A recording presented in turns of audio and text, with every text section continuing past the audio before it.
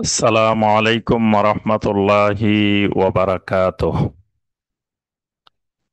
إن الحمد لله نحمده ونستعينه ونستغفره ونعوذ بالله من شرور أنفسنا ومن سيئات أعمالنا.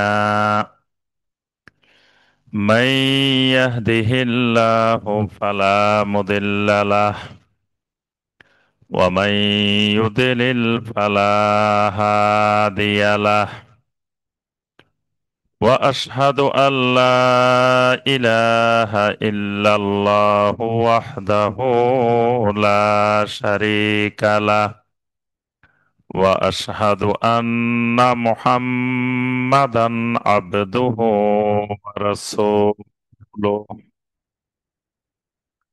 يا أيها الذين آمنوا اتقوا الله حق تقاته ولا تموتن إلا وأنتم مسلمون. يا أيها الناس اتقوا ربكم الذي خلقكم من نفس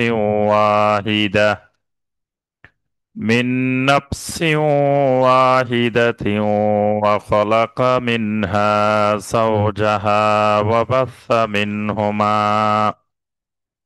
وبث منهما رجالا كثيرا ونساء.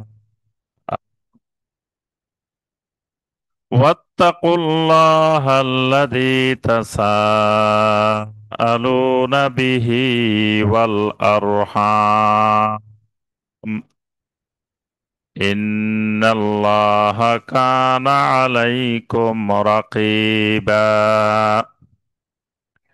يا أيها الذين آمنوا اتقوا الله وقولوا قولا سديدا يصلح لكم أعمالكم ويغفر لكم ذنوبكم ومن يطع الله ورسوله فقد فاز فوزا عظيما. أما بعد فإن خير الحديث كتاب الله وخير الهدي هدي محمد صلى الله عليه وسلم وشر الأمور محدثاتها وكل محدثة بدعة وكل بدعة ضلالة وكل ضلالة في النار. اللهم صل على محمد وعلى آل محمد كما صليت على إبراهيم وعلى آل إبراهيم إنك حميد مجيد. اللهم بارك على محمد وعلى آل محمد كما باركت على إبراهيم وعلى آل إبراهيم إنك حميد مجيد.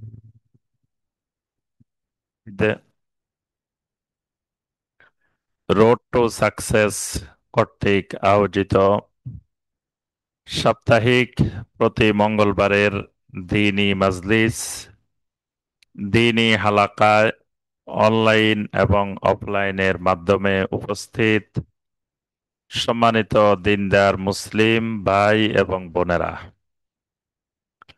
আল্লাহ রাব্বুল আলামিনের দরবারে কোটি কোটি শুকরিয়া যে মহান রাব্বুল আলামিন আমাদেরকে প্রতি মঙ্গলবারের ন্যায় আজকেও আমাদেরকে নির্দিষ্ট সময়ে আল্লাহ সুবহানাহু ওয়া তাআলার দ্বীনের একটি অত্যন্ত গুরুত্বপূর্ণ বিষয়ের উপরে আলোচনা পেশ করার এবং শোনার যে মহান রব্বুল আলামিন আমাদেরকে তৌফিক দিয়েছেন, সে মহান রব্বুল আলামিনের শুকর আদায় করি, সকলে বলি আলহামদুলিল্লাহ।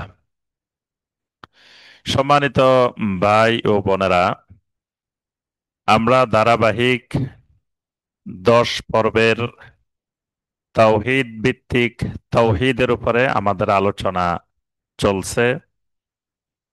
ইতিপূর্বে আমরা তাওহীদের উপরে 2টি পর্ব আমরা আলোচনা করেছি। প্রথম পর্বে তাওহীদের পরিচয়, তাওহীদের গুরুত্ব, এটি আমরা আলোচনা করেছি। আরেকটি পর্বে তাওহীদের রোকন সমূহ আমরা আলোচনা করেছি। আজকে 3য় পর্বে আমরা যে বিষয়টি আলোচনা করার চেষ্টা করব ইনশাআল্লাহ, বিষয়টি হলো তাওহীদের শর্ত সমূহ। শুরুতু কালেমাতে লা ইলাহা ইল্লাল্লাহ। অর্থাৎ আমরা আগে জেনেছি যে তাওহীদের কালেমা বা কালেমাতুত তাওহীদ হলো লা ইলাহা ইল্লাল্লাহ। তো এই যে তাওহীদের কালেমা, কালেমাতুত তাওহীদ, কালেমাতুল ইখলাস, এই কালেমার কিছু রোকন আছে, আবার কিছু শর্ত আছে। রোকন হলো ভিতরের অংশ, শর্ত হলো বাহিরের অংশ। প্রত্যেকটি ইবাদতের রোকন আছে, শর্ত আছে। অজুর কিছু রোকন আছে, অজুর কিছু শর্ত আছে।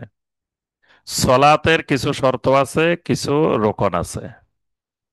এভাবে হজের কিছু শর্ত আছে, হজের রোকন আছে।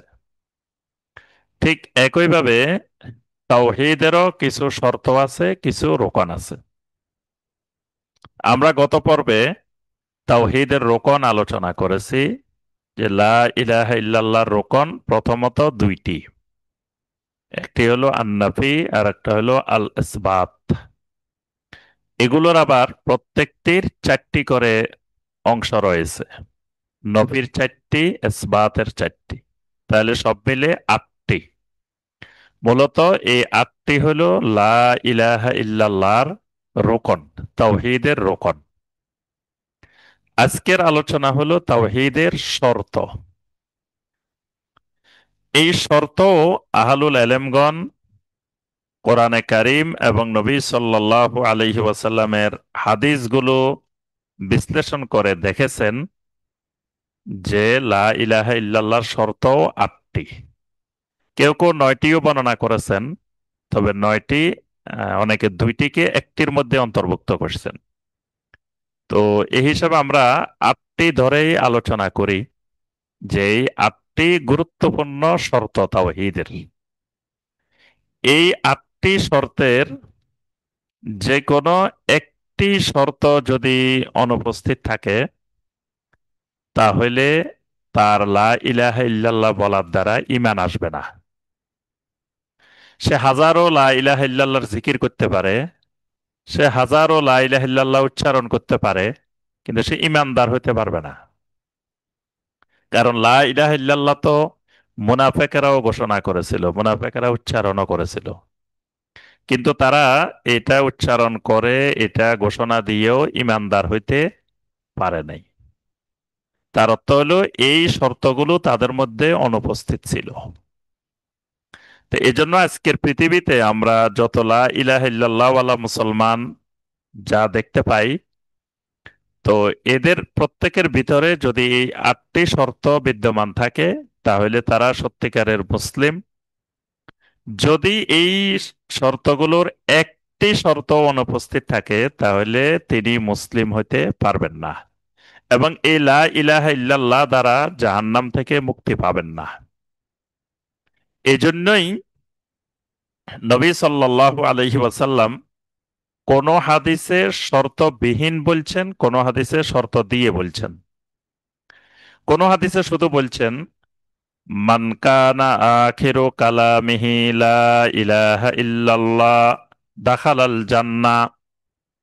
যে ব্যক্তির আখের কালাম, সর্বশেষ কালাম হবে লা ইলাহা ইল্লাল্লাহ, দাখালাল জান্নাহ, সে জান্নাতে প্রবেশ করবে। এখানে কোনো শর্ত দেন নাই, নবী সাল্লাল্লাহু আলাইহি ওয়াসাল্লাম সরাসরি বলছেন যে যার আখের অবস্থান। এই আখের অবস্থান বলতে এখানেও একটা শর্ত বিদ্যমান। আখেরু কালামিহি, এ আখেরু কালামিহি এটাও কিন্তু একটা শর্ত। আটটি শর্তের মধ্যে এটাও একটা শর্ত। সেই শর্তটা কি? ইস্তেকামা। মানে কোনো ব্যক্তি জীবনের প্রথমে লা ইলাহা ইল্লাল্লাহ বলছে, কিন্তু মৃত্যু পর্যন্ত লা ইলাহা ইল্লাল্লাহর উপরে থাকতে পারে নাই, তাহলে তার আখের কালাম লা ইলাহা ইল্লাল্লাহর উপরে হয় নাই। এটাকে আল্লাহ পাক সূরা ফুসসিলাতের মধ্যে বলছেন ইন্নাল্লাযীনা ক্বালু রাব্বুনাল্লাহু সুম্মা ইসতাকামু। এই সুম্মা ইসতাকামু মানে মৃত্যু পর্যন্ত লা ইলাহা ইল্লাল্লাহর উপরে ইস্তেকামত থাকা। এটাও একটা শর্ত। আবার নবী সাল্লাল্লাহু আলাইহি সাল্লাম বিভিন্ন হাদিসে এই লা ইলাহা ইল্লাল্লাহ বলার সাথে কিছু শর্ত যুক্ত করে দিয়েছেন। আমরা যখন এই শর্তগুলো আলোচনা করব, আলোচনার মধ্যে হাদিসগুলো আসবে, তখন আমরা বুঝতে পারবো যে শুধু লা ইলাহা ইল্লাল্লাহ স্বীকার করাই যথেষ্ট না, এর সাথে ওই শর্ত সহকারে স্বীকার করতে হবে। এজন্যই হাসান আল বসরি রাহিমাহুল্লাহকে জিজ্ঞাসা করা হলো যে আলাইসা লা ইলাহা ইল্লাল্লাহ মিফতাহুল জান্নাহ, যে লা ইলাহা ইল্লাল্লাহ কি জান্নাতের চাবি না? হাসান আল বসরি রাহিমাহুল্লাহ বলেন বালা, অবশ্যই জান্নাতের চাবি, কিন্তু লিকুল্লে মিফতাহিন লাহু আসনানুন, কিন্তু প্রত্যেক চাবির কিছু দাঁত আছে, দাঁতবিহীন চাবি হয় না। তো সুতরাং জান্নাতের চাবি লা ইলাহা ইল্লাল্লাহ, লা ইলাহা ইল্লাল্লাহরও কিছু দাঁত আছে। এই দাঁত সহকারে যদি তুমি লা ইলাহা ইল্লাল্লাহ বলো, সেটা জান্নাতের চাবি হবে। যদি দাঁতবিহীন তুমি লা ইলাহা ইল্লাল্লাহ বলো, তো সেটা জান্নাতের চাবি হবে না। তো এই দাঁতগুলাই হলো শর্ত। যে দাঁতগুলোর কথা হাসান আল বসরি রাহমাহুল্লাহ বলছেন, এই দাঁতগুলাই হলো লা ইলাহা ইল্লাল্লাহ শর্ত। তাহলে আমরা দাঁত পেলাম আটটা। এই আটটি শর্ত সহকারে কোনো ব্যক্তি যদি লা ইলাহা ইল্লাল্লাহর ঘোষণা দেন, তাহলেই তিনি এই লা ইলাহা ইল্লাল্লাহ দ্বারা জান্নাত পাবেন। এই লা ইলাহা ইল্লাল্লাহ দ্বারা জান্নাতের চাবি হবে। এই লা ইলাহা ইল্লাল্লাহ দ্বারা জাহান্নাম থেকে মুক্তি পাবেন। আমরা শর্তগুলোতে আসি। সংক্ষেপে আমরা আটটি শর্ত আজকে আলোচনা করব ইনশাআল্লাহ। এক নম্বর যে শর্তটি, সেটি হলো আল ইলম আল মুনাফি লিল জাহাল। এক নম্বর শর্ত হলো এলম। লা ইলাহা ইল্লাল্লাহটা শুধু বললে হবে না, লা ইলাহা ইল্লাল্লাহটার এলেম লাগবে। এলেম সহকারে বলতে হবে। আমরা এখন সুন্দরভাবে লা ইলাহা ইল্লাল্লাহ বলি, আবার লা ইলাহা ইল্লাল্লাহর বিপরীত কাজও করি। কিন্তু আরবের মুশরিকেরা, তারা আল্লাহকে মানে, আল্লাহকে স্বীকার করে, কিন্তু লা ইলাহা ইল্লাল্লাহ বলতে রাজি হয় নাই। কেন রাজি হয় নাই? তারা লা ইলাহা ইল্লাল্লাহটা বুঝছে। তাদের কাছে লা ইলাহা ইল্লাল্লাহর বুঝটা ছিল, তারা বুঝছে যে লা ইলাহা ইল্লাল্লাহ বললে কোন কোন জিনিস করা যাবে, কোন কোন জিনিস করা যাবে না। তো লা ইলাহা ইল্লাল্লাহ বললে যে জিনিসগুলো করা যাবে না, এটার সাথে তারা একমত ছিল না। এই জন্য তারা লা ইলাহা ইল্লাল্লাহ বলতে রাজি হয় নাই। তো তাহলে কোন ব্যক্তি লা ইলাহা ইল্লাল্লাহ বলছে, কিন্তু লা ইলাহা ইল্লাল্লাহর কোনো এলেম নাই তার কাছে, এই লা ইলাহা ইল্লাল্লাহ তাকে জাহান্নাম থেকে মুক্তি দিতে পারবে না, এটা জান্নাতের চাবি হবে না। আবার দেখা গেছে অনেক এলেমওয়ালা মানুষ কিন্তু আবার শিরিকও করে। এলেম আছে অনেক, বড় আলেম, বড় মুহাদ্দিস, বড় মুফাসসির, বড় মুফতি, বড় আলেম, কিন্তু আবার শিরিকও করে। তার অর্থ হলো তার কাছে এমন এলেম আছে যে এলেম তার জাহালতকে দূর করতে পারে নাই। এই জন্য শর্তটা এভাবে বলা হয়েছে যে আল ইলম আল মুনাফি লিল জাহাল, যে লা ইলাহা ইল্লাল্লাহটা এমন ভাবে বলতে হবে, এমন এলেম সহকারে বলতে হবে যেই এলেম সমস্ত জাহালতকে দূর করে দেয়। খালি এলেম সহকারে হইলে হবে না।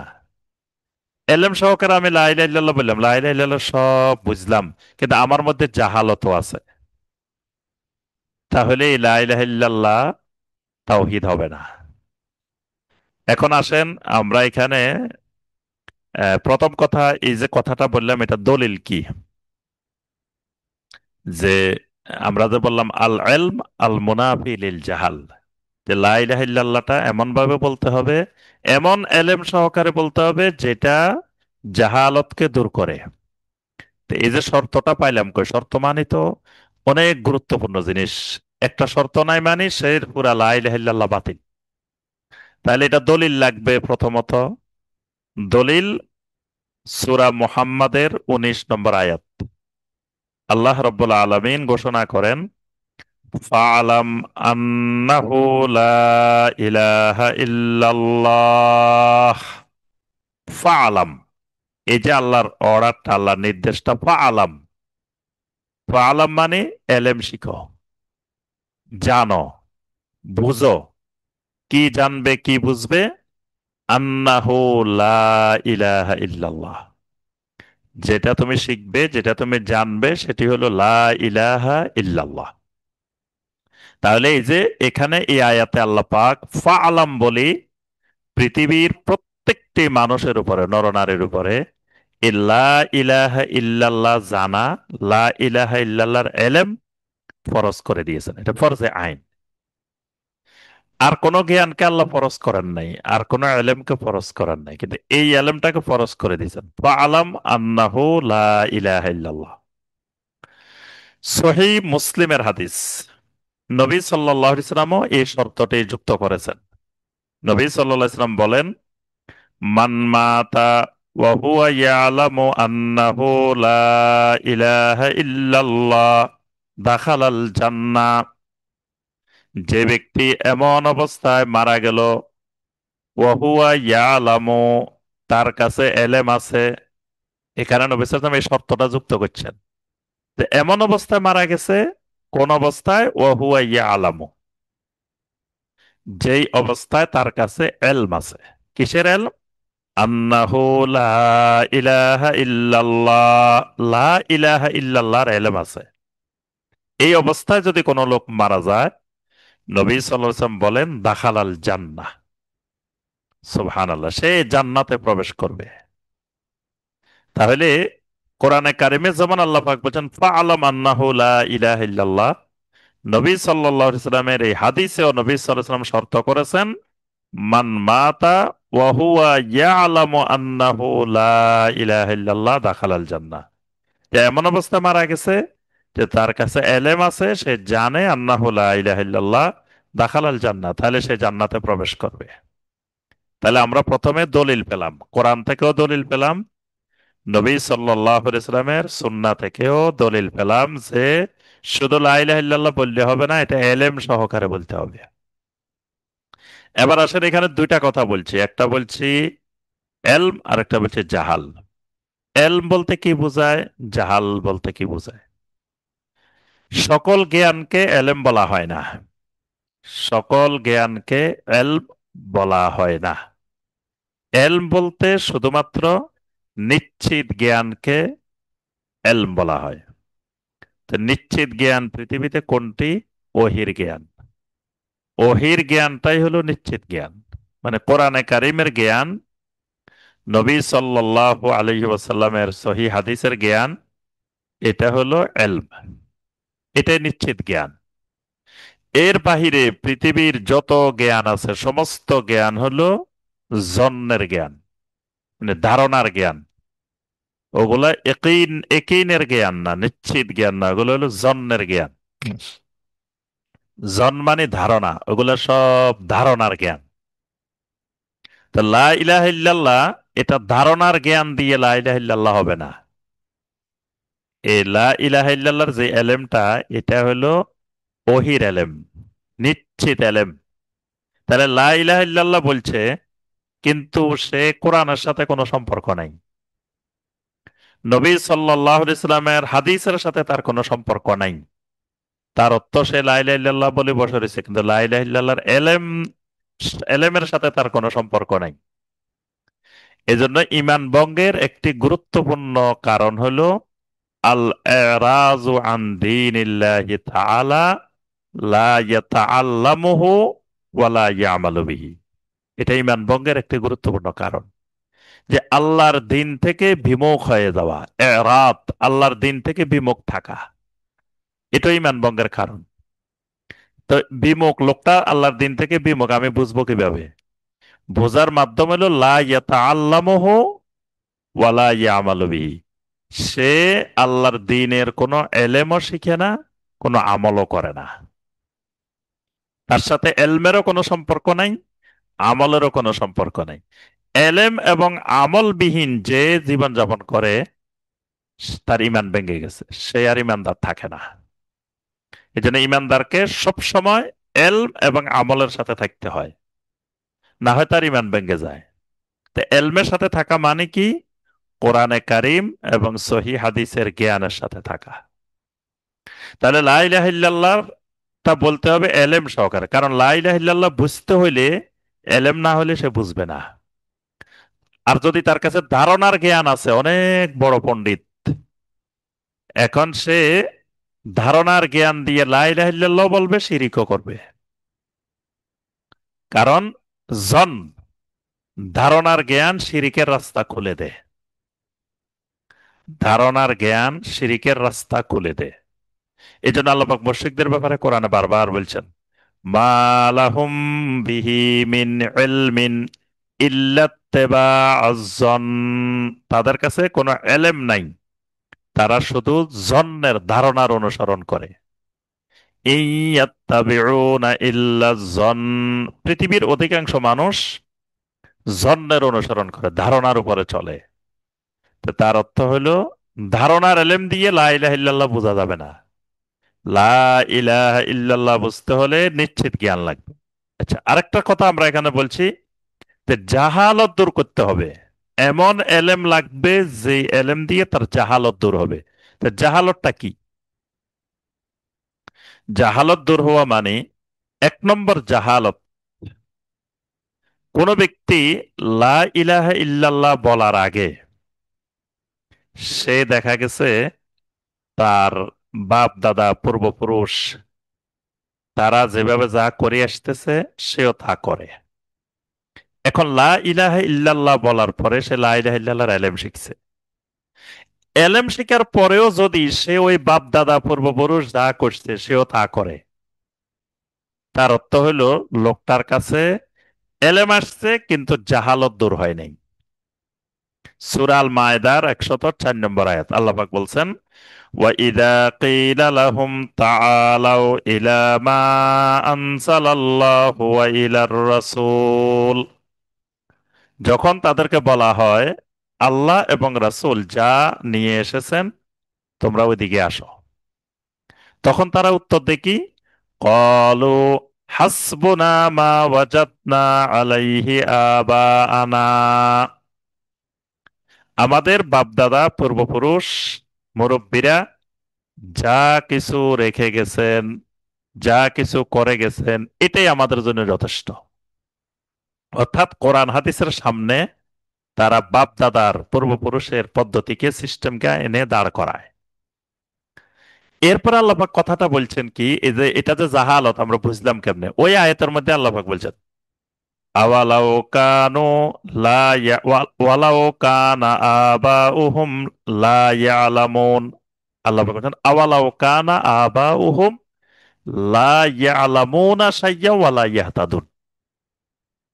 আল্লাহ পাক বলছেন আওয়ালাউ কানা আবাউহুম, যদিও তাদের বাপ দাদারা পূর্বপুরুষরা লা ইয়ালামুনা শাইয়্যান, তাদের কাছে কোনো এলেম ছিল না।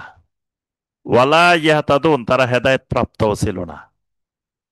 তো তার অর্থ হলো কি, তাহলে তার বাপ দাদারা যে এই শিরিক বেদাত চালু করছে, জাহালতের কারণে চালু করছে, এলেম বিহীন চালু করছে। তাহলে এখন বাপ দাদার এটা ধরে রাখা মানে সে জাহালতের মধ্যে আছে। তাহলে লা ইলাহা ইল্লাল্লাহর এলেম আসলে জাহালত দূর হইতে হবে, মানে বাপ দাদার পদ্ধতি দূর হইতে হবে। বান্দা যখন গুনাহ করে, গুনাহকে বলা হয় জাহালত। গুনার আরেক নাম জাহালত।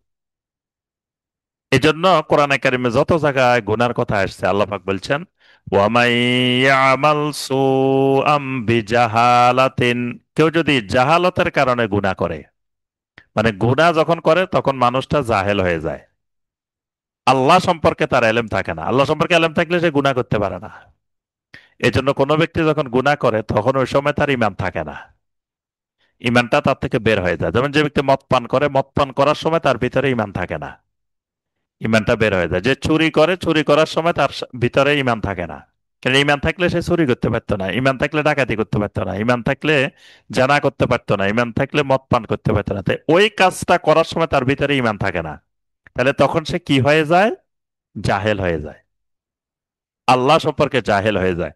তাহলে লা ইলাহা ইল্লাল্লাহর এলেম আসলে ওই গুনাহ দূর হবে, জাহালত দূর হবে, সে গুনাহ করবে না, জাহালত দূর হয়ে যাবে। কারণ সে আল্লাহ সম্পর্কে জানে। আল্লাহ সম্পর্কে যার এলেম আছে, সে তো আল্লাহকে ফাঁকি দিয়ে গুনাহ করার সুযোগ নেই। কারণ সে যেভাবে গুনাহ করুক, মনে মনে করলে সেটাও আল্লাহ জানেন, যেখানে করবে আল্লাহ জানেন, সব আল্লাহ দেখেন। তাহলে সে কেমনে গুনাহ করবে? তাহলে জাহালত মানে শিরিক, কুফর, নেফাক, বেদাত, তারপরে কবিরা গুনাহ, এগুলো সব জাহালত। বাপ দাদার সিস্টেম, এগুলা জাহালত। তারপরে দুনিয়ামুখী হওয়া, এটা জাহালত। কোরআনে কারিমে আল্লাহ পাক দুনিয়ামুখী হওয়া, মানুষ আখেরাতমুখী না হয়ে মানুষ দুনিয়ামুখী হয়ে যাওয়া, এটাকেও আল্লাহ পাক জাহালত বলছেন। তাহলে এমন এলেম লাগবে, যেই এলেম আমার জাহালত দূর করে দিবে। এটা হলো 1 নম্বর শর্ত। 2 নম্বর শর্ত, আল ইয়াকিন আল মুনাফি লিশ-শাক। লা ইলাহা ইল্লাল্লাহ বলার পরে এমন এলেম তৈরি হতে হবে, যেই এলেম ইয়াকিন হবে। ইয়াকিন মানে বিশ্বাসটা গাঢ় হইতে হইতে হইতে হইতে ইয়াকিনে রূপ নিতে হবে। ইয়াকিন মানে দৃঢ় বিশ্বাস, কঠিন বিশ্বাস, শক্ত বিশ্বাস, এটাকে বলা হয় ইয়াকিন। মানে এটার থেকে দৃঢ় বিশ্বাস আর হতে পারে না। এটার আরবি হলো ইয়াকিন। আর শাক, শাক মানে এমন ইয়াকিন তৈরি হবে যার মাধ্যমে সমস্ত রকমের সন্দেহ, সন্দেহ ইমানের একটা রোগ, কলবের একটা রোগ, এই রোগ তার থেকে দূরীভূত হয়ে যাবে। মানে তার ভিতরে যাররা পরিমাণ সন্দেহ থাকবে না। এজন্যই ইয়াকিন যখন তৈরি হয় তখন সে মুহসিনিন বান্দা হয়ে যায়।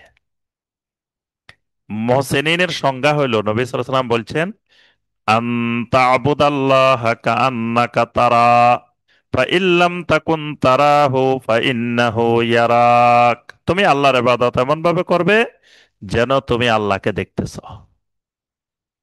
আর তুমি যদি আল্লাহকে না দেখো, তো আল্লাহ তোমাকে দেখতেছেন। এই যে আমি আল্লাহকে দেখতেছি অথবা আল্লাহ আমাকে দেখতেছেন, এটার নাম ইয়াকিন। এটা হলো ইয়াকিন। এটার নাম এহসান। মানে এটার অনেক নাম। মূল কথা, যখন ইয়াকিন তৈরি হবে তখন আমার মধ্যে আবাদত গুলো এরকম হবে। এটা তো এই 8টা শর্ত যে আমরা বলবো, এগুলা কিন্তু সব কলবের বিষয়, ইমানের বিষয়। তো ইয়াকিনটা তৈরি হবে আমার কলবে, কিন্তু সেটা আমার এবাদতে প্রতিফলন ঘটবে। আমি যখন এবাদত করব, তখন মনে হবে আমি আল্লাহকে দেখে দেখে এবাদত করতেছি, আল্লাহর সামনে দাঁড়িয়ে দাঁড়িয়ে ইবাদত করতেছি। তাহলে এই ইয়াকিনটা তৈরি হতে হবে। আর ইয়াকিনের মাধ্যমে সমস্ত শাক দূরীভূত হতে হবে। কারণ আমার ইয়াকিনও তৈরি হয়েছে, আবার সন্দেহ রয়ে গেছে, তার তার অর্থ হলো আমার মধ্যে ইয়াকিন তৈরি হয় নাই। আচ্ছা, এটার দলিল কি? সূরা আল হুজুরাতের 15 নম্বর আয়াত। আল্লাহ রাব্বুল আলামিন বলেন ইন্নামাল মুমিনুনাল্লাযীনা আমানু বিল্লাহি ওয়া রাসূলিহি সুম্মা লাম ইয়ারতাবু وجاهدوا بأموالهم وأنفسهم في سبيل الله أولئك هم الصادقون। আল্লাহ পাক বলেন ইন্নামাল মুমিনুন, মুমিন তো শুধুমাত্র তারাই যারা আমানু বিল্লাহি ওয়া রাসূলিহি। এখানে আল্লাহ পাক ইন্নামা ব্যবহার করছেন। ইন্নামা মানে শুধুমাত্র মুমিন তারা, মানে এই গুণ না থাকলে সে মুমিন হবে না। কারা? আমানু বিল্লাহি ওয়া রাসূলিহি, যারা আল্লাহ এবং রাসূলের উপরে ঈমান আনে। এরপর আল্লাহ পাক শর্তটা লাগাইছেন, সুম্মা লাম ইয়ারতাবু, ঈমান আনার পরে সে আর কোনো সন্দেহ পোষণ করে না। এটাই হলো শর্তটা, সুম্মা লাম ইয়ারতাবু, সে কোনো সন্দেহ পোষণ করে না। ওয়াজাহাদু বিআমওয়ালিহিম ওয়া আনফুসিহিম ফি সাবিলিল্লাহ, তার জান এবং মাল দিয়ে আল্লাহ রাস্তায় জিহাদ করে। আল্লাহ পাক বলেন উলাইকা হুমুস সাদিকুন, এরাই হলো ওই তাওহীদের ব্যাপারে, কালেমার ব্যাপারে সত্যবাদী। তাহলে বোঝা গেল ঈমান আনার পরে যদি সন্দেহ থাকে, তাহলে বোঝা গেল তার ঈমান আসে নাই। এটা হলো দলিল। আচ্ছা, এরপরে আমরা ইয়াকিনের ব্যাপারে আরেকটু বলি। কোরআনে কারিমের শুরুতেই, একেবারে প্রথমেই আল্লাহ পাক মুত্তাকিনের গুণাবলী বর্ণনা করছেন। হুদাল্লিল মুত্তাকিন আল্লাযীনা ইউমিনুনা বিল গায়ব। মুত্তাকিন কারা? যারা গায়েবের উপরে ঈমান আনে। শব্দটা ইউমিনুন, আল্লাযীনা ইউমিনুনা বিল গায়ব, যারা গায়েবের উপরে ঈমান আনে। ওয়া ইউকিমুনাস সালাহ, সালাত কায়েম করে। আর কি করে? ওয়া মিম্মা রাযাকনাহুম ইউনফিকুন, আমি তাদেরকে যে রিজিক দিয়েছি সেখান থেকে খরচ করে। এরপরে কি করে? ওয়াল্লাযীনা ইউমিনুনা বিমা উনসিলা ইলাইকা ওয়া মা উনসিলা মিন ক্বাবলিক, আপনার উপরে যা নাজিল হয়েছে, আপনার আগে যা নাজিল হয়েছে সব কিতাবের উপরে ঈমান আনে। এখন শেষের গুণাবলীটা দেখেন, ওয়াবিল আখিরাতি হুম ইউকিনুন। ওয়াবিল আখিরাতি হুম ইউমিনুন বলা হয় নাই, ইউকিনুন। প্রথম শুরু হয়েছে আল্লাযীনা ইউমিনুনা বিল গায়ব, যারা গায়েবের উপরে ঈমান আনে। কিন্তু ঈমানটা শেষে আসে রূপ নেবে কিসে? ইয়াকিনে। ওয়াবিল আখিরাতি হুম ইউকিনুন, এখন সে আখিরাতের প্রতি হয়ে যায় কি? ইয়াকিন পোষণকারী, মানে দৃঢ় বিশ্বাসী। তার অর্থ হলো সে দুনিয়াতে বসে আখেরাত দেখে, সে মনে হইতেছে আমার সামনে আখেরাত, তার জীবনটা আখেরাত মুখী গড়ে ওঠে, এটার নাম হলো ইয়াকিন। এই ইয়াকিন যদি তৈরি হয়, তাহলে আল্লাহ পাক পরের ঘোষণাটা দিচ্ছেন। পরের ঘোষণাটা সবার জন্য না, এটা হলো যাদের মধ্যে ইয়াকিন তৈরি হবে তাদেরকে আল্লাহ কি বলছেন? উলাইকা আলা হুদাম মির রাব্বিহিম ওয়া উলাইকা হুমুল মুফলিহুন, এই মানুষগুলাই তাদের রবের পক্ষ থেকে হেদায়েত প্রাপ্ত। একিন তৈরি হয়েছে, সে আল্লাহর পক্ষ থেকে হেদায়েত পাইছে। আর ওয়া উলাইকা হুমুল মুফলিহুন, এই মানুষগুলো সফল কাম।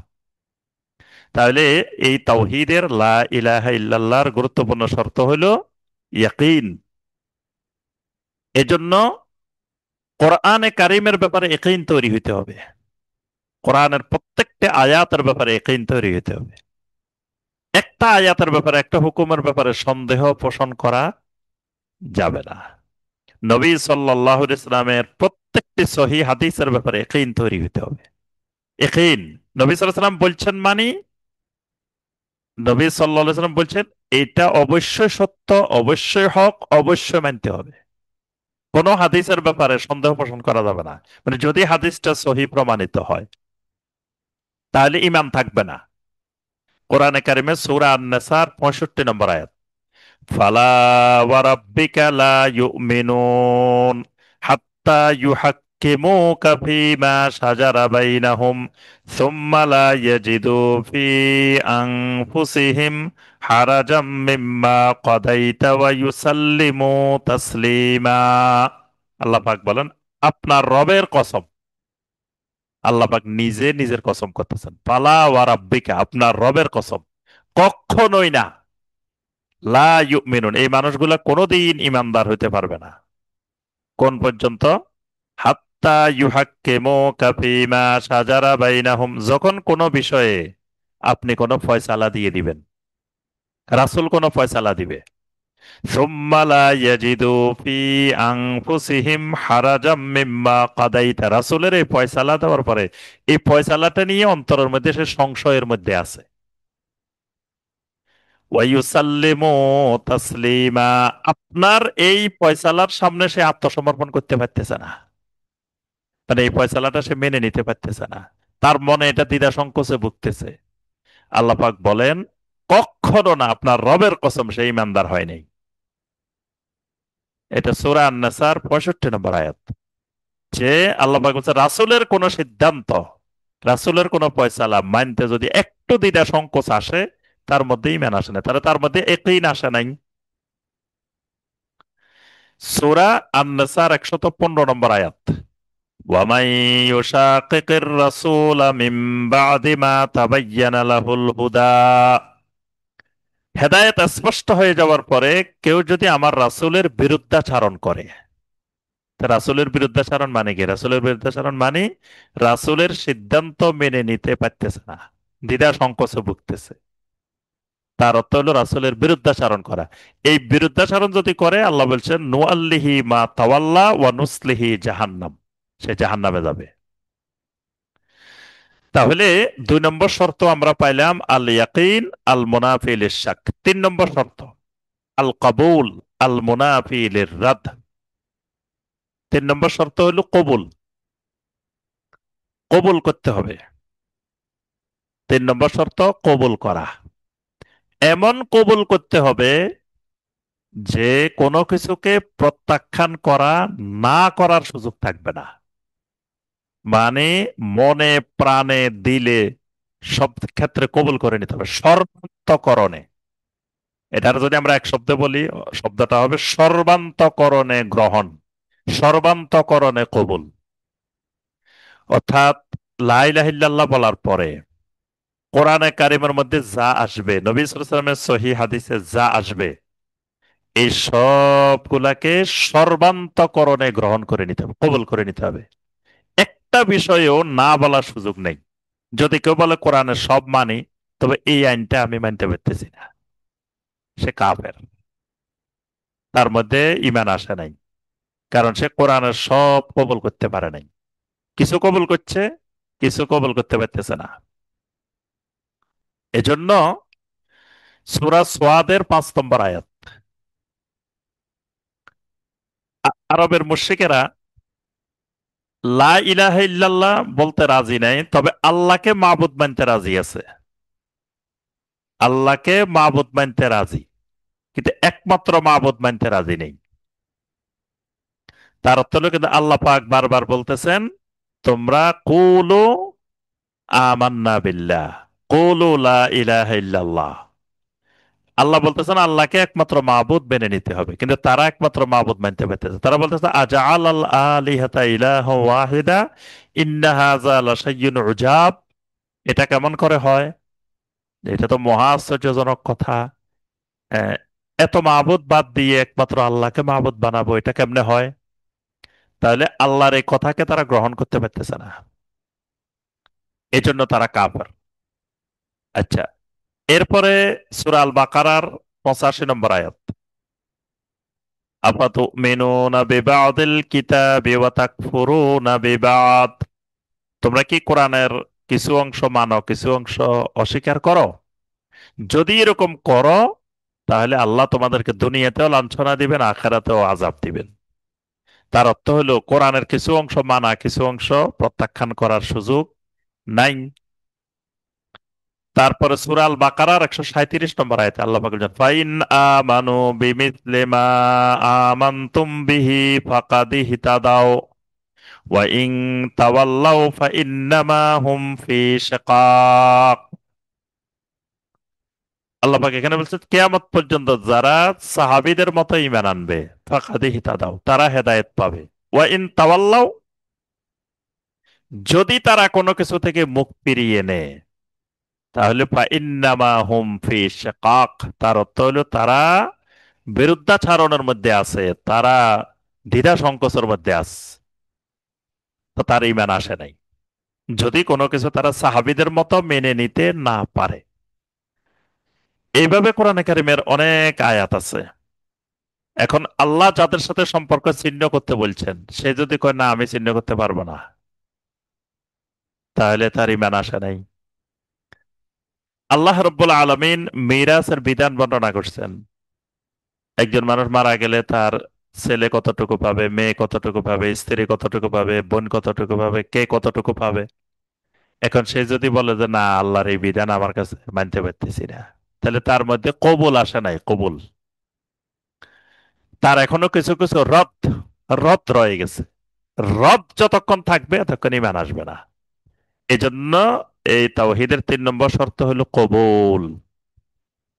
4 নম্বর শর্ত আল ইনকিয়াদ আল মুনাফি লিত-তারক।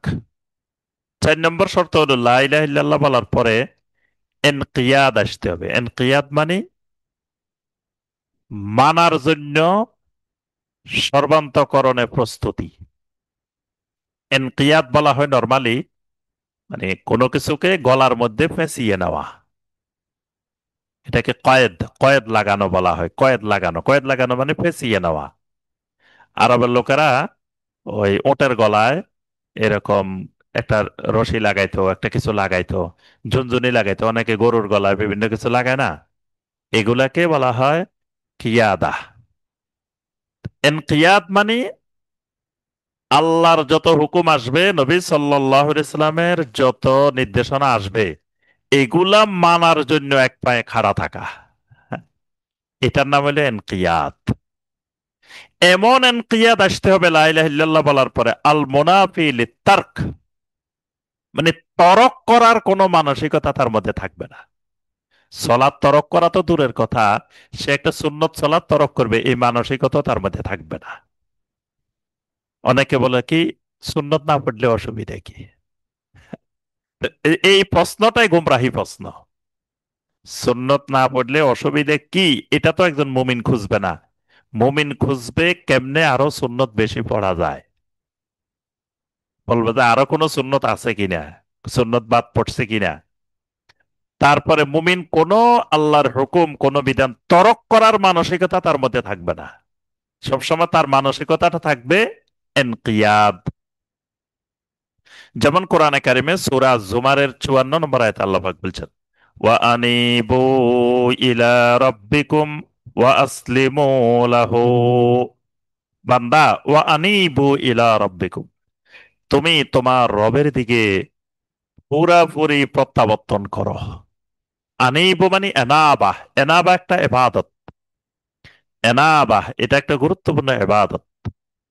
আল্লাহর দিকে পরিপূর্ণরূপে ফিরে আসা, আল্লাহমুখী হওয়া, এটাকে বলা হয় এনাবাহ।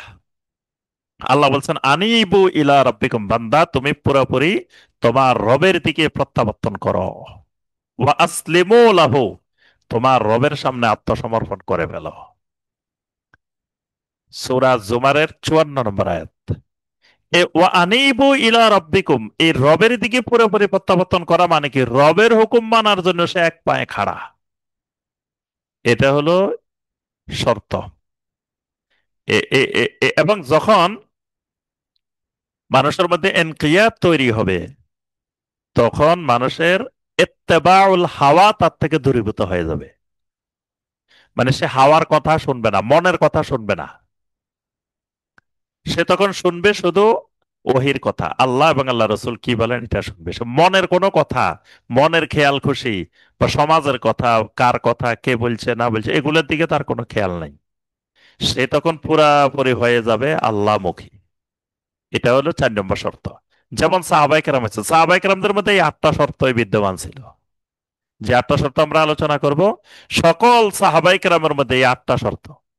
এই জন্য সাহাবাই কেরামদেরকে আমরা এই জামানার লোকেরা দেখলে মনে করতাম যে পাগল, এগুলো কি মানুষ। আল্লাহু আকবার। দুনিয়ার প্রতি যাদের বিন্দু মাত্র কোনো লোভ লালসা ছিল না, শতভাগ তারা আখিরাতমুখী। এক পায়ে খাড়া আল্লাহর হুকুম মানার জন্য, খালি অপেক্ষা করতেছে আল্লাহর হুকুমটা কখন আসে, আসলেই মানার জন্য রেডি হয়ে আছে। মদের হুকুম নাজিল হইছে, মদের দোকানে যা মদ ছিল বাঙ্গি চুরি সব শেষ আয়াত নাজিলের সাথে সাথে। সেদিন মদিনার অলিতে গলিতে মদের নহর প্রবাহিত হয়েছে। মানে আল্লাহর হুকুম মানার জন্য রেডি হয়ে গেছে। আল্লাহ বলছে যে এটা তোমরা রিজসুম মিন আমালিশ শাইতান ফাজতানিবু, মদ পরিহার করো। সাথে সাথে কেউ একটু আগে খাইছে, সে হাত ঢুকায় বমি করে বাহির করছে। তারপরে ক্যাবলা পরিবর্তন, ক্যাবলা পরিবর্তন রুকুর মধ্যে শুনছে। এক মসজিদে সাহাবীরা রুকুর মধ্যে এক ব্যক্তি যায়, দৌড়া যায়, বলতেছে এ ভাইয়েরা আপনারা যে এই সলাত আদায় করতেছেন ক্যাবলা তো পরিবর্তন হয়ে গেছে। আয়াত পড়া শুরু করছে, রুকুর মধ্যে ঘুরে গেছে। আমরা হইলে করতাম যে মিয়া এই ওয়াক্ত শেষ হোক, পরের ওয়াক্ত থেকে শুরু করবো। অথবা আমি রুকুতে আছি, রুকু থেকে একটু দাঁড়াই যাই, তারপরে শুরু করবো। কিন্তু সাহাবাই কারাম এই রুকুর মধ্যে শুরু করে দিছে। পর্দার আয়াত নাজিল হয়েছে সূরা নূরের 31 নম্বর আয়াত। নারীদের জন্য একটা নতুন পর্দা, চারটা পর্দার কথা আসছে এখানে। প্রথম পর্দা ওয়াকুল্লিল মুমিনাতি ইয়াগদুদনা মিন আবসারিহিন্না, মুমিন নারীদেরকে আপনি বলে দিন তারা যেন তাদের দৃষ্টিকে সংযত রাখে। ওয়াইয়াহফাজনা ফুরুজাহুন্না, তারা যেন তাদের লজ্জাস্থান হেফাজত করে। তিন নম্বর ওয়ালা ইউবদিনা জিনাতাহুন্না ইল্লা মা যহারা মিনহা, তারা যেন তাদের জিনাত, তাদের সৌন্দর্যটা বাহিরে প্রকাশ না করে। চার নম্বর ওয়ালিয়াদরিবনা বিখুমুরিহিন্না আলা জুয়ুবিহিন, তারা যেন তাদের বুকের উপরে আলাদা অতিরিক্ত একটা ওড়না পরিধান করে। তো এর আগে কিন্তু সূরা আল আহজাবের আয়াত নাজিল হয়েছে। মুমিন নারীরা জানে যে পর্দার বিধান মানে দৃষ্টি সংযত রাখা, এটাও জানে। তারপরে যৌনাঙ্গের হেফাজত, এটাও জানে। তারপরে জিনাত প্রদর্শন করা যাবে না, এটাও জানে। কিন্তু 4 নম্বর যে বিধানটা, এটা নতুন একেবারে। তো এখন আয়াতটা নাজিল হয়েছে কিন্তু এশার নামাজের আগে। নবী সাল্লাল্লাহু আলাইহি সাল্লাম এশার সলাতের সময় আয়াতটা তেলাওয়াত করে সাহাবায়ে কেরামদেরকে শুনাই দিয়েছেন। শোনানোর পরে সাহাবায়ে কেরাম বাড়িতে যাই, তাদের স্ত্রীদেরকে মেয়েদেরকে ডেকে শুনাই দিয়েছেন। শোনানোর পরে প্রত্যেক ঘরে ঘরে আল্লাহর হুকুম বাস্তবায়নের জন্য বসে গেছে সবাই, যে আল্লাহর এই হুকুম কিভাবে বাস্তবায়ন করতে হবে। তো তখন একজন উঠি, মানে এখন সবাই মিলে বলতেছে ওড়না পড়তে বলছে আল্লাহ। এখন ওড়নাটা দৈর্ঘ্য কতটুকু, প্রস্থ কতটুকু, কোন ধরনের, কোন ডিজাইনের, এটা তো কেউ জানে না। কারণ ওড়না মানে তো বিভিন্ন রকমের হইতে পারে, এটা এত হাত লম্বা হইতে হবে, এতটুকু প্রস্থ হইতে হবে, বা এই ঢাকা থাকতে হবে, বা এরকম হইতে হবে, এটা তো কিছুই জানা নাই কারো। প্রত্যেক ঘরে ঘরে এই রাত্রিবেলা ঘুমানোর আগে সবাই নিজেদের পছন্দ মতো একটা একটা ওড়না বানাই ফেলছে। সাহাবাই কেরামের যতজনের কাছে এই আয়াত রাত্রে পৌঁছছে, সবাই রাত্রে ঘুমানোর আগে একটা ওড়না বানাই ফেলছে। সাহাবাই কেরামের স্ত্রীরা, সাহাবাই কেরামের মেয়েরা একটা ওড়না বানায় তারপরে ঘুমাইতে গেছে। মানে আল্লাহর হুকুম নাজিল হয়েছে, আয়াত নাজিল হয়েছে, আমল না করে ঘুমাইতে যাবে না। সকালবেলায় সাহাবাই কেরামের স্ত্রীরা আম্মা জানা আয়েশার ঘরের সামনে লাইন দিচ্ছে। সবাই জিজ্ঞেস করে এত মহিলার লাইন কেন আজকে এখানে? বলতেছে কালকে রাত্রে যে আয়াত নাজিল হয়েছে ওড়না পরিধান করার জন্য। তো ওড়না তো সবাই নিজের ইচ্ছা মতো বানাইছে, তা আসলে আল্লাহ পাক কিরকম ওড়না চাইছেন এটা তো কেউ জানে না। এই জন্য সবাই আম্মা জানা আয়েশাকে দেখাইতে গেছেন ওড়না যে বানাইছেন এটা হয়েছে কিনা, বা আল্লাহ কিরকম ওড়না বান। কারণ আম্মা জানা আয়েশা সবার আগে আমল করবে, আম্মা জানা আয়েশা শোনার সাথে সাথে রাসূল থেকে জেনে নিবেন ওড়নাটা কেমন হবে। তো তাহলে বাকি মহিলারা আম্মা জানা আয়েশা থেকে জেনে নিবেন। এটাকে বলা হয় ইনকিয়াদ। 5 নম্বর শর্ত যেটা, সেটা হলো as-sidq আল মুনাফি লিল কাযিব, সেটি হলো সিদক, সত্যবাদিতা, সততা, যেটা সকল মিথ্যাকে দূরীভূত করে দিবে। এমন সততা যেটা সকল মিথ্যাকে দূরীভূত করে দেয়। এটা 5 নম্বর শর্ত। এটা দলিল কি? সত্যের একটা দলিল, মিথ্যার একটা দলিল। আমরা দুইটা দলিল শুনলে বুঝে যাবো যে এটা কি জিনিস। সত্যবাদিতার দলিলটা সূরা তাওবার 119 নম্বর আয়াত। ইয়া আইয়ুহাল্লাযীনা আমানুত্তাকুল্লাহ ওয়া কুনু মা'আস সাদিকিন। হে ঈমানদাররা, আল্লাহকে ভয় করো এবং সাদিকিনদের সাথী হয়ে যাও। আমাদের বাংলাদেশে এটা দিয়ে পীরের সাথী হইতে ওয়াজ করে সবাই। আল্লাহ বলছে পীর সাহেবদের মুরিদ হয়ে যাও। এই আয়াত দিয়ে ব্যাখ্যা করে যে আল্লাহ বলছে দেখো, সদেকিনদের সাথী হতে, তো তারা বলে যে পীর সাহেবেরা হইলো সদেকিন, তো এদের তোমরা সাথী হয়ে যাও। আসলে এখানে সদেকিন মানে সাহাবাই কেরাম। এই আয়াতটা নাজিল হয়েছে তিনজন সাহাবীর ব্যাপারে। সূরা তাওবার, যে তাওবার কথা আল্লাহ বলছেন, যে কারণে সূরা তাওবার নাম তাওবা। তিনজন সাহাবী, কাব ইবনে মালিক রাদিয়াল্লাহু তাআলা আনহু, তারপরে মুরারা ইবনে রুবাই, তারপরে হেলাল ইবনে উমাইয়া। তিনজন সাহাবী। হ্যাঁ, এই তিনজন সাহাবী উম, তাবুকের যুদ্ধে অংশগ্রহণ করতে পারেন নাই, তাবুকের যুদ্ধে যাইতে পারেন নাই। ওই সময় খেজুর পাকার মৌসুম, মাত্র খেজুর এসছে মদিনাতে, আবার প্রচন্ড গরম। তো নবী সাল্লাল্লাহু আলাইহি ওয়াসাল্লাম যখন তাবুকের অভিযানে যাইতে বলছেন, তো কিছু সাহাবীও যাইতে পারেন নাই। মুনাফিকরা তো বিভিন্ন অজুহাত দিয়ে যায় নাই। এখন নবী সাল্লাল্লাহু আলাইহি সাল্লাম তাবুকের অভিযান থেকে ফেরত আসার পরে যারা যারা যাইতে পারে নাই, এদেরকে ডাকছেন যে এদের কি ওজর, কেন যাইতে পারে।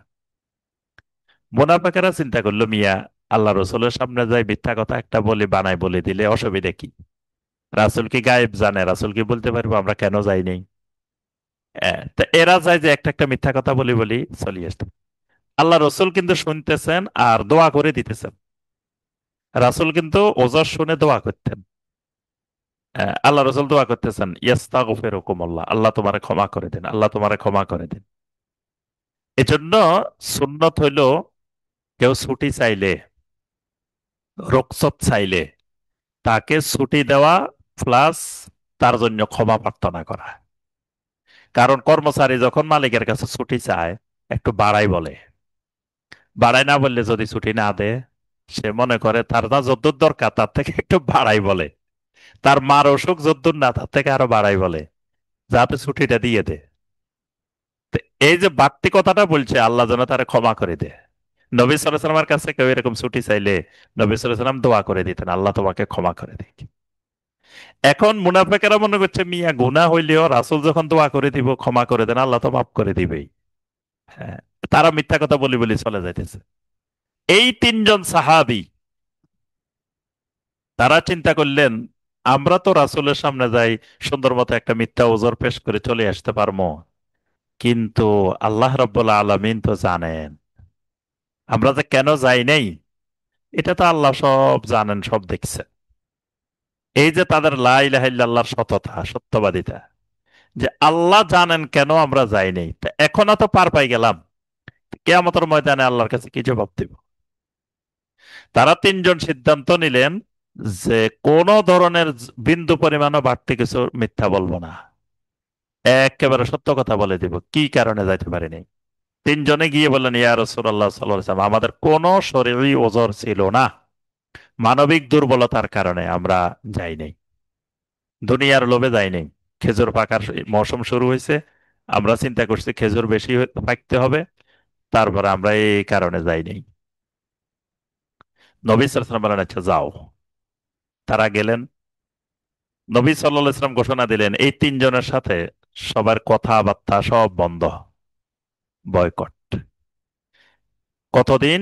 40 দিন এভাবে অতিবাহিত হয়েছে। তারা মসজিদে যাইতেন প্রতিবেলায়, নবী সাল্লাল্লাহু আলাইহি ওয়াসাল্লামের দিকে চেয়ে থাকতেন, আল্লাহ রসুল তাদের দিকে তাকাইতেন না। তবে তারা যখন সালাত আদায় করতেন, আল্লাহ রসুল তাদেরকে তাকায় তাকায় দেখতেন। এরপরে সাহাবাই কেরামদেরকে সালাম দিলে সাহাবাই কেরামরা কেউ জবাব দিতেন না, কথা বলতেন না। তাদের জন্য 40 দিন, 40 বছরের মতো কঠিন এক সময় অতিবাহিত হয়। 40 দিন পরে নবী সাল্লাল্লাহু আলাইহি ওয়াসাল্লাম বললেন, তাদের স্ত্রীদের থেকেও তারা আলাদা হয়ে যেতে হবে।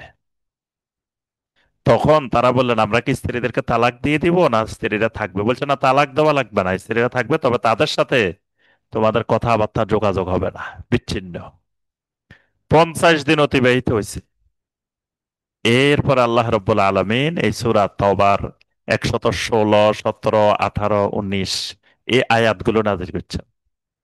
এখানে আল্লাহ পাক নাম ধরে বলে দিচ্ছেন, ওয়া আলা সালাসাতিল্লাযীনা খুল্লিফু, যেই তিনজন তাবুকে যাইতে পারে নাই, তিনজন বলিও দিচ্ছেন নাম ধরে, যে এই তিনজন যারা পিছনে রয়েছে, লাকাত তাবাল্লাহু আলাল মুমিনিন, আল্লাহ এদের তওবা কবুল করছে। সুবহানাল্লাহ। এদের তাওবা এত উচ্চাঙ্গের তাওবা, সাহাবায়ে কেরাম বলছেন যে এদের তওবা যদি মানে সারা পৃথিবীর তওবাকারীদের মধ্যে বন্টন করে দেওয়া হয় তাও মানে শেষ হবে না। এই উচ্চাঙ্গের তওবা, আল্লাহ আসমান থেকে ঘোষণা দিচ্ছেন এদের তওবা আল্লাহ কবুল করছেন। যখন এই আয়াত নাজিল হয়েছে, সাহাবায়ে কেরাম আনন্দে বাড়ির ছাদে উঠে চিৎকার দেওয়া শুরু করছে যে আল্লাহ তোমাদের তওবা কবুল করছে। তারা দৌড়ায় রাসূল সাল্লাল্লাহু আলাইহি ওয়াসাল্লামের কাছে আসছে। এসে তারা বলছেন কি যে, ইয়া রাসূলুল্লাহ সাল্লাল্লাহু আলাইহি ওয়াসাল্লাম, যেই সম্পদের কারণে আমাদের এই পরিণতি হয়েছে, সমস্ত সম্পদ আল্লাহর রাস্তায় দিয়ে দিলাম। দুনিয়াতে কোনো সম্পদ রাখা যাবে না, কারণ এই সম্পদের লোভে আমাদের এই সর্বনাশ হয়েছে। আল্লাহ পাক এই সাহাবীদেরকে নাম দিয়েছেন সাদিকিন। এই জন্য আল্লাহ পাক কিয়ামত পর্যন্ত সকল মুমিনকে আল্লাহ বলছেন, ইয়া আইয়ুহাল্লাযীনা আমানুত্তাকুল্লাহ ওয়া কুনু মা'আস সাদিকিন। এই তিনজনের কথা বলি আয়াতটা বলছেন 119 নম্বর আয়াতে, যে তোমরা কিয়ামত পর্যন্ত সকল মুমিনেরা এদের মতো সাদিকিন হয়ে যাও। এটা হলো সিদক। এটা কালেমার তাওহীদের একটা শর্ত, সিদক। আহজাবের যুদ্ধে, খন্দকের যুদ্ধে সাহাবায়ে কেরামেরা যখন মাটি কাটতেছিলেন, পাথর সরাইতেছিলেন, স্বয়ং নবী সাল্লাল্লাহু আলাইহি ওয়াসাল্লাম এই মাটি কাটায় অংশগ্রহণ করছেন খন্দক পরীক্ষা খননের মধ্যে। তো তখন সাহাবায়ে কেরামেরা বলতেছিল, আল্লাহ আমাদেরকে এমন সুযোগ করে দিছেন, হাজা মা সাদাকাল্লাহু, হাজা মা সাদাকানা মা ওয়াদাল্লাহু ওয়া রাসূলুহু, আল্লাহ এবং আল্লাহ রাসূল আমাদের সাথে যে ওয়াদা করছেন তার সততা, সত্যায়ন আমরা দেখতে পাচ্ছি। মানে বদর, আযাবের যুদ্ধে, জিহাদের ময়দানে দাঁড়িয়ে তাদের ঈমান বেড়ে গেছে। আল্লাহ বলছে তাদের ঈমান বেড়ে গেছে। বেড়ে যাওয়ার পরে তারা বলতেছে, আমরা যে আল্লাহর পক্ষ থেকে, রাসূলের পক্ষ থেকে যে ওয়াদা পাইছিলাম তার সততা, আমরা সত্যতাবাদিতা দেখতে পাচ্ছি। অর্থাৎ এটাকে বলে ঈমানের সিদক। এটা কি হবে? সমস্ত মিথ্যাকে দূরীভূত করে দিবে। মিথ্যাকে দূরীভূত করবে কেমন? একটা আয়াত বলি আমরা, সূরা আল মুনাফিকুনের 1 নম্বর আয়াত। ইযা জাআকাল মুনাফিকুনা ক্বালু নাশহাদু ইন্নাকা লারাসূলুল্লাহ। মুনাফিকেরা যখন রাসূলের কাছে আসে তখন বলে, আমরা সাক্ষ্য দিচ্ছি ইন্নাকা লারাসূলুল্লাহ, অবশ্যই অবশ্যই আপনি আল্লাহর রাসূল। তা আল্লাহ পাক বলেন, ওয়াল্লাহু ইয়ালামু ইন্নাকা লারাসূলু, আল্লাহ ভালো করে জানেন আপনি যে আল্লাহর রাসূল। এটা মুনাফিকেরা এত শক্ত করে সাক্ষী দেওয়া দরকার নাই। তবে আল্লাহ তাদের ব্যাপারে একটি সাক্ষ্য দিচ্ছেন, ওয়াল্লাহু ইয়াশহাদু ইন্নাল মুনাফিকিনা লাকাযিবুন, আল্লাহ সাক্ষী দিচ্ছেন মুনাফিকরা অবশ্যই অবশ্যই মিথ্যাবাদী। তাহলে এখানে এই যে মিথ্যাবাদী কেন বলছেন, তারা তো জোরে সোরে বলতেছে অবশ্যই আল্লাহ রসুল, আপনি আল্লাহ রসুল। আল্লাহ বলছেন মিথ্যাবাদী, কারণ তাদের জবানে সাক্ষ্য দিচ্ছে, অন্তরে কিন্তু এটা নাই।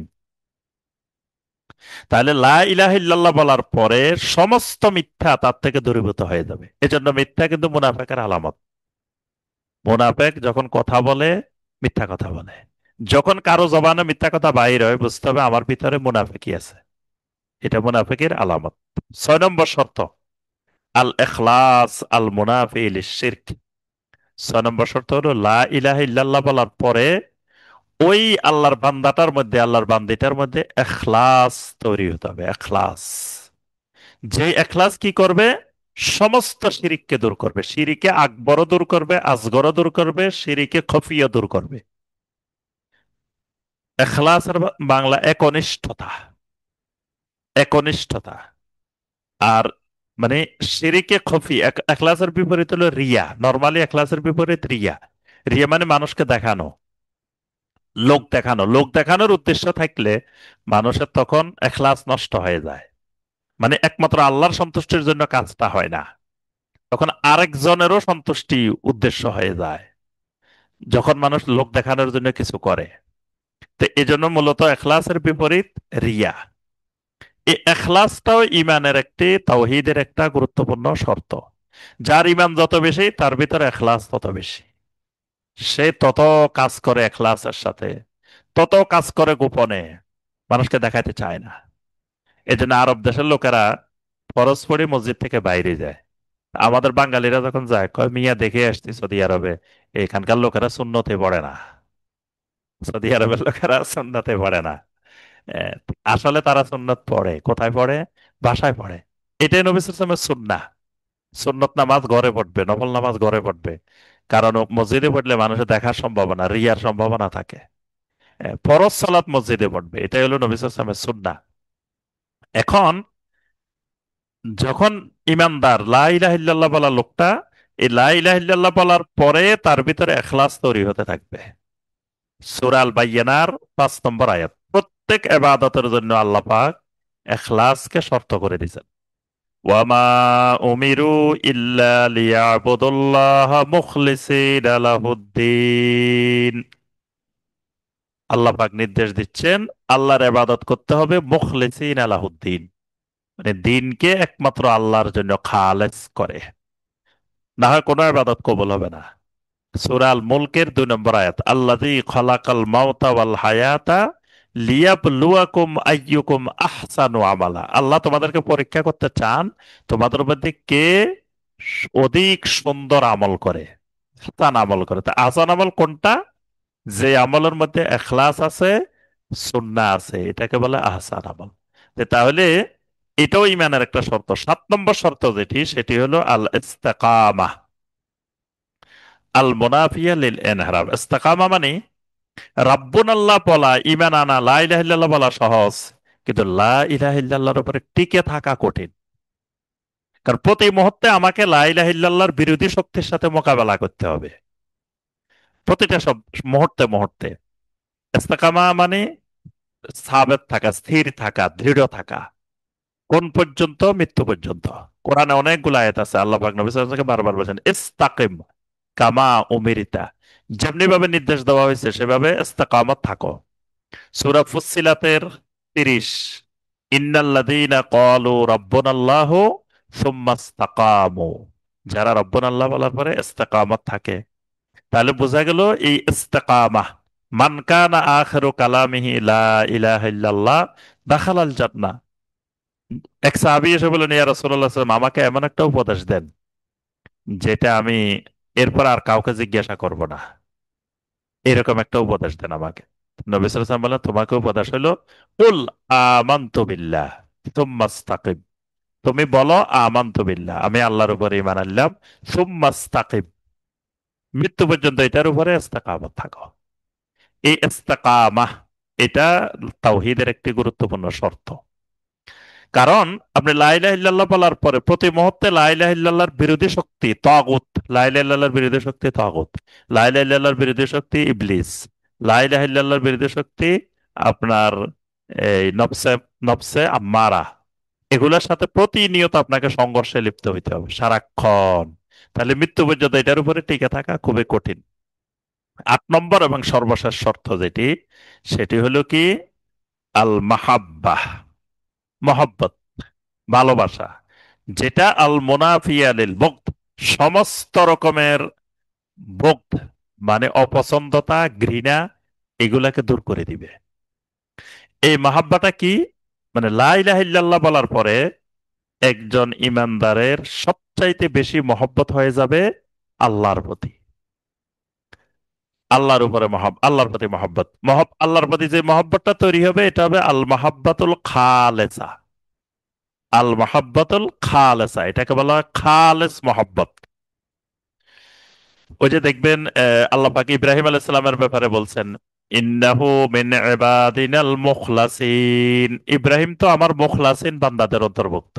নূহ আলাইহিস সালামের ব্যাপারে বলছেন, নূহ তো আমার মুখলাসিন বান্দাদের অন্তর্ভুক্ত। দাউদ তো আমার মুখলাসিন বান্দাদের। নবী রাসূলদের সাথে মুখলাসিন বলছেন। মুখলাসিন মানে এরা আল্লাহর প্রতি মহব্বতে খালেসা, এরা দুনিয়াকে ছেড়ে দিয়েছেন আল্লাহর মহব্বতের জন্য। এই জন্য ইব্রাহিম আলাইহিস সালামের কথা আল্লাহ পাক সূরা আল মুমতাহিনার 4 নম্বর আয়াতে বলছেন, কাদ কানাত লাকুম উসওয়াতুন হাসানাতুন ফি ইব্রাহিম ওয়াল্লাযীনা মাআহু, ইব্রাহিমের ভিতরে তোমাদের জন্য উসওয়ায়ে হাসানা আছে। উসওয়ায়ে হাসানা সর্বোত্তম আদর্শ, সেটা কি? ইয ক্বালু লিকাওমিহিম ইন্না বুরাআউ মিনকুম ওয়া মিম্মা তা'বুদুনা মিন দুনিল্লাহ। ইব্রাহিম আলাইহিস সালাম আল্লাহর প্রতি এমন ভালোবাসা ভালোবাসতেন, আল্লাহর জন্য তারে খলিল বানাই নিছেন। সুবহানাল্লাহ। তিনি তার কাউমকে ডেকে বলছেন যে আমার বাবা, আমার কাউম, তোমাদের সাথে সম্পর্ক ছিন্ন করে দিলাম, তোমাদের বাতিল মাবুদের সাথেও সম্পর্ক ছিন্ন করে দিলাম। কাফারনা বিকুম, তোমাদের এগুলাকে আমি প্রত্যাখ্যান করলাম, মানি না। সরাসরি কাফারনা, কাফারনা মানে মানি না, অস্বীকার করলাম।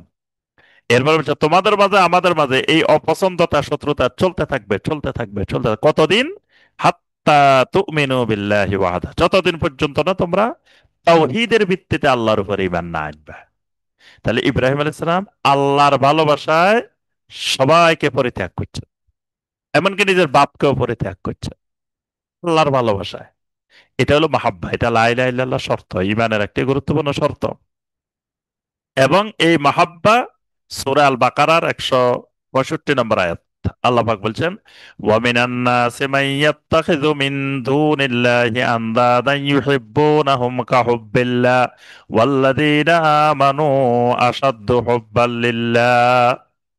আরবের মুশরিকেরা আল্লাহকে কেউ গালি দিলে এদের মনে কষ্ট লাগতো না, কিন্তু যদি কোনো দেবদেবীকে গালি দিত অনেক মনে কষ্ট লাগে। দেখবেন অনেক মুসলিম আছে, আপনি যদি আল্লাহকে গালি দেন তেমন মনে কষ্ট লাগে না, রাসূলকে গালি দেন তাও মনে কষ্ট লাগে না। যদি ইমাম আবু হানিফা রহমতুল্লাহ আলাইহি কিছু বলতে পারেন, সর্বনাশ।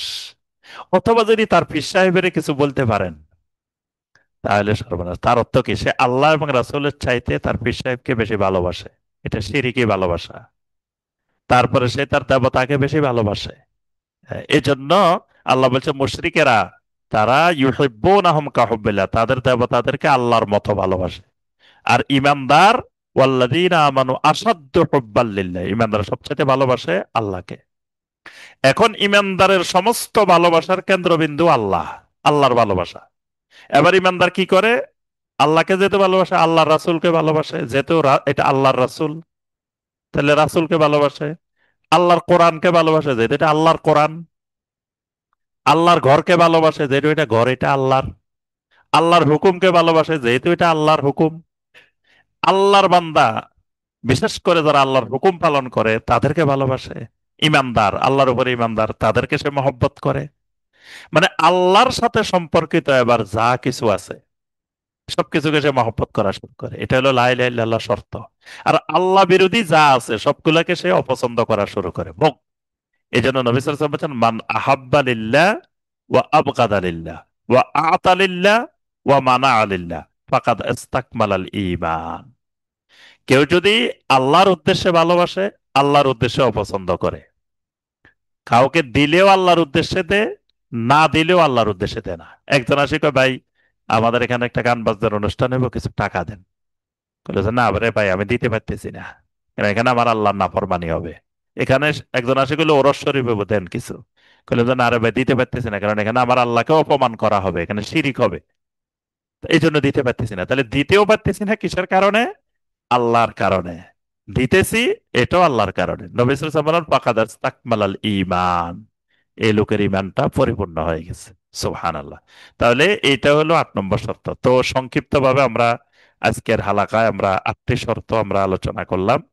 তো এগুলোর আবার বিস্তারিত আলোচনা আছে আমার যে বইটা আছে, কালেমে শাহাদাতের গুরুত্ব ও শর্ত, এই বইতে এই শর্তগুলো বিস্তারিত আলোচনা আছে, দলিল প্রমাণ সহ। তো যারা আরো বিস্তারিত জানতে চান, আমার এই বইটা পড়ার চেষ্টা করবেন, তাহলে আরো বিস্তারিত জানতে পারবেন ইনশাআল্লাহ। আল্লাহ রাব্বুল এই শর্তগুলো আরব দেশে প্রত্যেকটা প্রাইমারি স্কুলে পড়ায়, হাই স্কুলে পড়ায়, প্রত্যেকটা মানে স্টুডেন্ট সবাই জানে। সে আলেম হোক গায়রে আলেম হোক সবাই জানে এই 8টা শর্ত। কিন্তু আমাদের দেশে গায়রে আলেম তো দূরের কথা, আলেমও জানে না। কারণ এগুলো পড়ানো হয় না, এগুলোর কোনো চর্চা নাই, এলেম নাই, এগুলোর কোনো পড়াশোনা নাই। এজন্য শিরিকের আস্তানা এখানে গড়ে উঠছে। এগুলো জানলে শিরিক বেদাত এমনি পালিয়ে যেত।